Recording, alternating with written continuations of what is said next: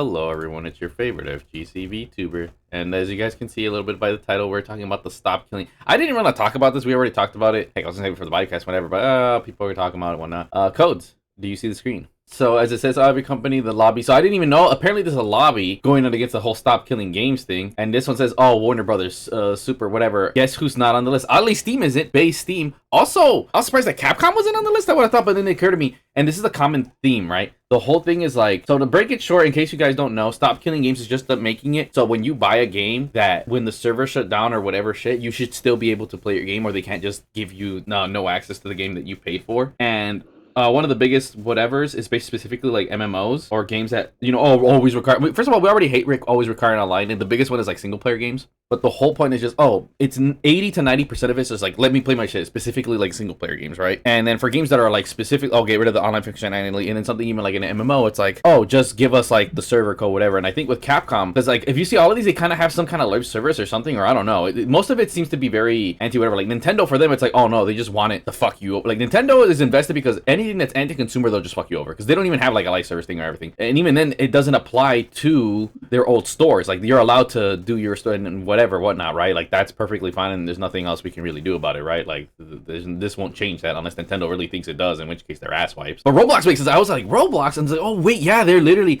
that means they somehow have to provide you, like, I think out of all of them, Roblox is the only one that kind of makes sense. Far more than the MMO ones, because they literally have to give you a whole ass game. Everybody says World of Warcraft, like, no, you already have World of Warcraft. All the data is there, and this is the biggest thing: is MMOs and things with our subscription service. They're literally just a scam, because and I get it. Part of it, why you pay the service is to help run up the service, but that's how they make the most of their money, right? And like saying how Plus is a scam, and they can only charge so much for a game, right? Especially when something has extended. I mean, and mind you, it's a relic of its time, right? But the whole thing is like you already have the game, and the crazy thing is people can already hack and make the game playable. But the thing is that's hard is that you have to now reverse engineer so you can set up servers and everything. And all we're asking, because here's the thing, these companies can do all they want. That's not gonna make their games unplayable, whatever. It just makes it harder for us. And even one of the other ones, like like emulation, right? Like I feel like to a degree that one kind of like Sony doesn't have to give you the in Nintendo neither. They don't have to give you the code, whatever, whatnot. But all we're really asking is, hey, okay, cool, you can't provide the servers, you don't have to, you know, like a dumbass. All we're asking is, cool, can you just give us the 1 and the 0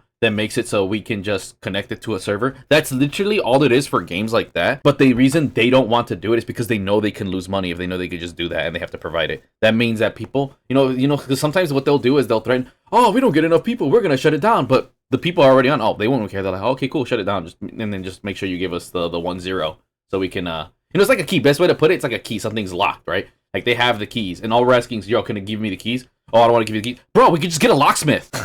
Like that is literally the best way to say it. Epic Games, I'm slightly surprised, but also not that really. I feel like for them it's a little complicated because the whole Fortnite, right? Like the more these fuckers are anti-consumer and don't want you to have something, that's really what it is. It's just anti-consumer as fuck. And I'm kind of surprised with Capcom, and I think Capcom is oddly okay with being like, here you go. Because and that's the thing. Obviously, like games things that have something super live servicey where it's online, whatever. Roblox is number one, the biggest cucked one. Then Fortnite is right behind them. Nintendo is just kind of a piece of shit. Because it's funny because they don't have any and even with Sony, I'm thinking like, do they have a live service thing? It's like, wait, no, they're trying hard, and they're trying to make sure that in future proof that they don't have to. It's really crazy because the only ones that would have it the hardest would be Roblox. But like World of Warcraft, whatever, like no, you guys already like the shit's already downloaded them. Like we just need 1s and 0s, you know. Which by the way, you guys, if you didn't hear, one of the biggest debates that dumbass says is, you need the online. First of all, not a single game needs online to work. Street Fighter 5 is the best example. You could not be connected to online. You can have access to the whole game as much as you want. You just can't play online. That's it. But other games want to make it where you can't even play offline. Or again, like World of Shitty Warcraft.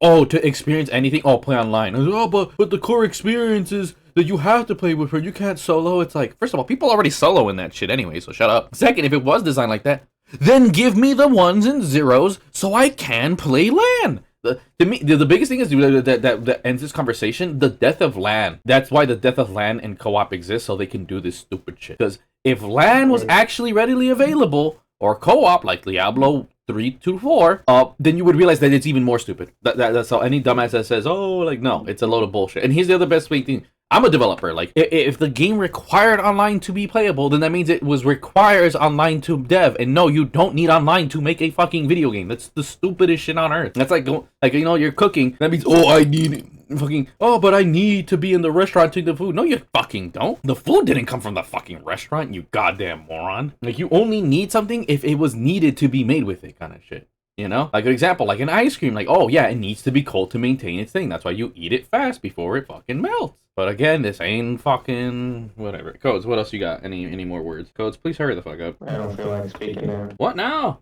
So you don't have anything? Well, whatever. Motherfucker, you saw I was on a roll. Wait till I ask you, motherfucker. You know me, if I don't say it, as soon as I think it, it's gone.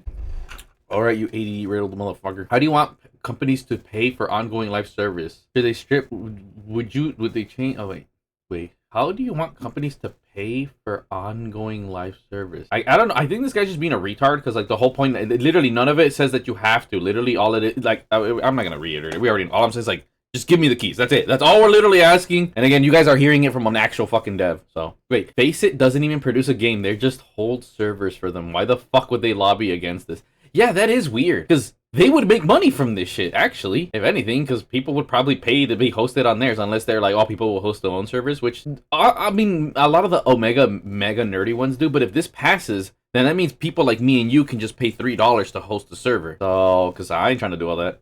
I kill all the companies so there'll be no more games to kill. Sega throws me off. Like, why is Sega here? For Rovio, all of their games are not live service unless it's a mobile. Oh god, and I forgot about mobile games. No Capcom. It's probably the only good thing Capcom. Of course, CD Projekt Red. But I mean, they're still kind of whatever. Piracy's back on the menu. Oh, what is going on? We know who is against the game, but yeah, no. Fuck Nintendo. Nintendo's just a little bitch. Codes. Final thoughts before I end the video.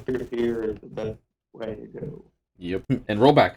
With the rollback, Mr. Codes. With the rollback. Remember, you guys are reducing.